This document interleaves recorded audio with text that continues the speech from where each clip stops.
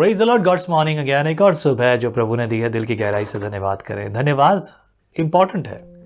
Almost every day जब आप मुझसे सुनते हैं, मैं हमेशा इस बात के लिए प्रेरित करता हूं। मैं खुद धन्यवाद की संगति रखना पसंद करता हूं। मेरे लोग जो मेरे आसपास हैं वो कहते हैं कि आप हर बात पे धन्यवाद बोलते रहते हैं। मेरा पड़ोसी है, मेरे सामने रहते हैं, और जब भी मैं उनसे बात करता हूं तो कहते हैं आप हर बात में धन्यवाद धन्यवाद धन्यवाद बोलते हैं। मैंने कहा अगर मैं ये ना करूं तो मैं जानवर सरीखा का होऊंगा। मेरा परमेश्वर ये चाहता है कि मैं धन्यवादित बना रहूं, और यही मेरी ज़िंदगी का एक बड़ी शांति का कारण है। ये सर ये बात तो बहुत अच्छी है, पर एक्चुअली उन्होंने कहा है, क्या वो समझते भी हैं इस बात को? अगर आप इस बात को समझेंगे तो आपका जीवन धन्यवाद से भर जाएगा। बहरहाल आइए धन्यवाद करते हुए, स्तुति करते हुए आज हम पढ़ेंगे न्यायों की पुस्तक 13वां अध्याय, शिमशोन का जन्म। अब तक हमने बहुत सारे एक्सपीरियंसेस लिए हैं, अब एक नई कहानी शुरू हो रही है।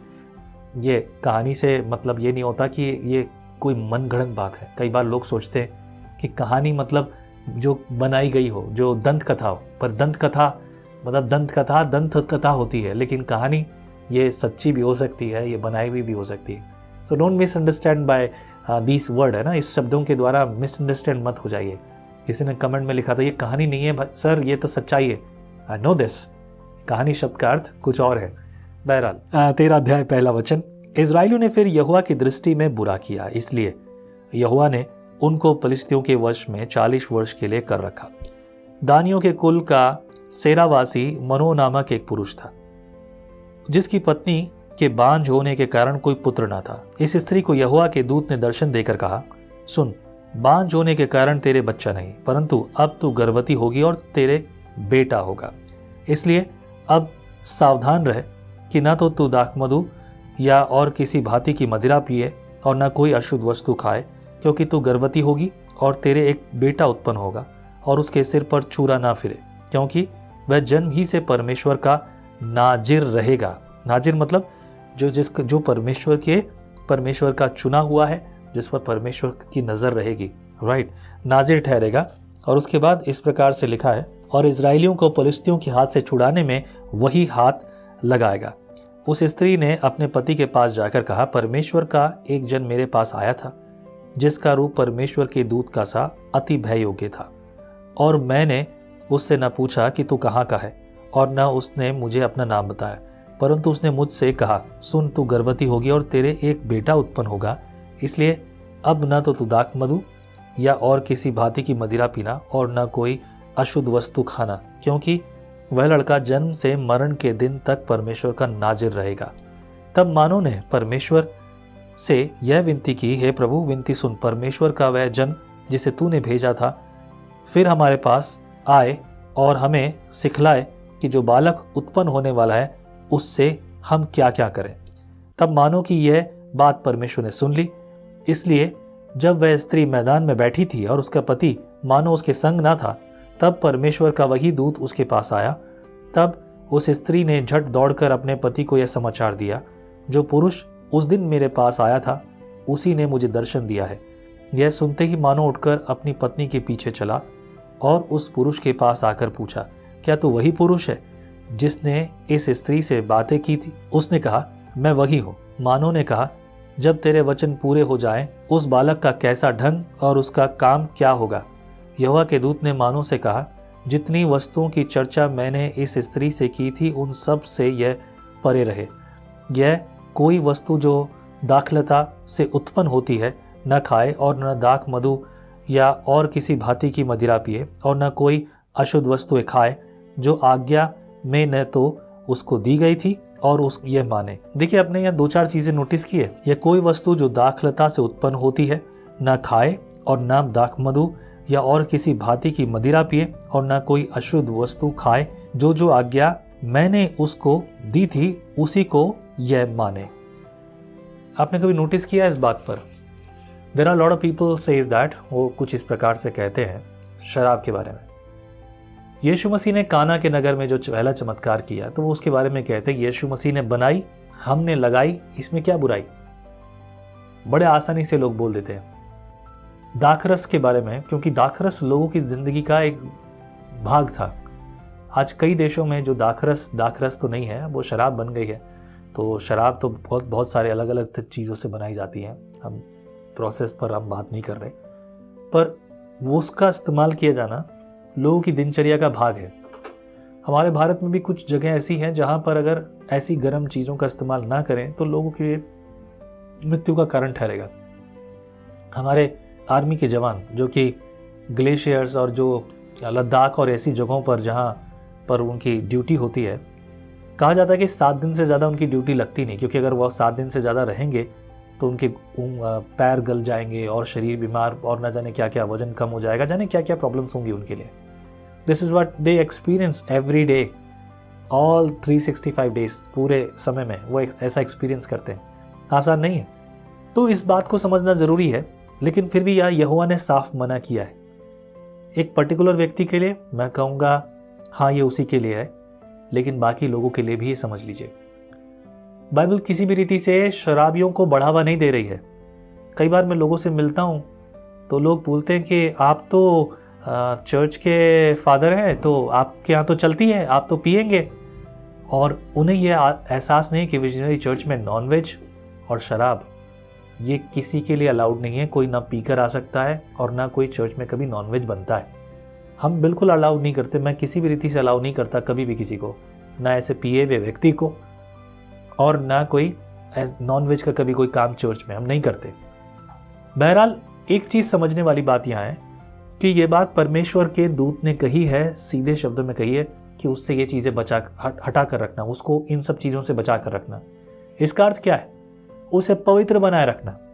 तू भी इस्तेमाल मत करना जब तक कि वो तेरे गर्भ में है, और उसे भी नहीं करने देना है। लेकिन शिमशोन ने क्या किया वो तो खैर आपको पता है आगे। ये बात जब परमेश्वर ने दी तो इसका पालन करना चाहिए था। आगे की हम चीज़ों को देखेंगे तो समझेंगे एक और चीज़। एक और बात है ना, अक्सर स्त्री ने पहले आकर अपने पुरुष को कह दिया।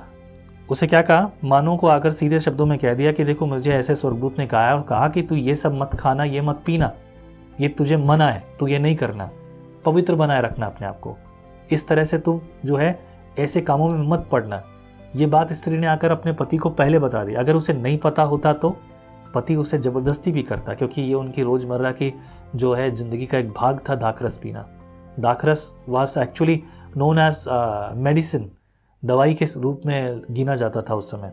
खैर आगे लिखा है इस प्रकार से 15 पद में, मानव ने यहोवा के दूत से कहा, हम तुझको रोक लें कि तेरे लिए बकरी का एक बच्चा पका कर तैयार करें। यहोवा के दूत ने मानव से कहा, चाहे तू मुझे रोक रखे, परंतु मैं तेरे भोजन में से कुछ न खाऊंगा, और यदि तू होम बलि करना चाहे तो यहोवा ही के लिए कर।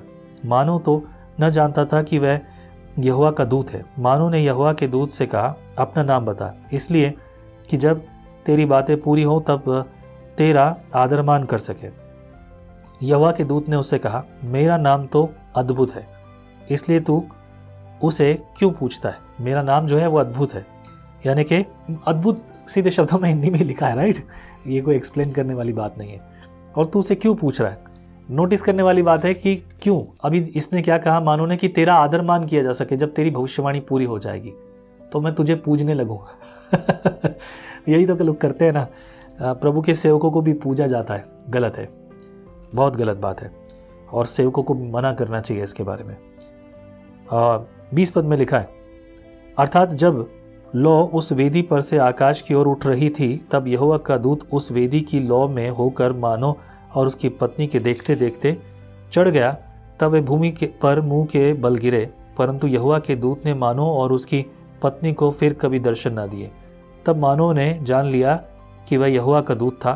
तब मानव ने अपनी पत्नी से कहा, हम निश्चय मर जाएंगे, क्योंकि हमने परमेश्वर का दर्शन पाया है।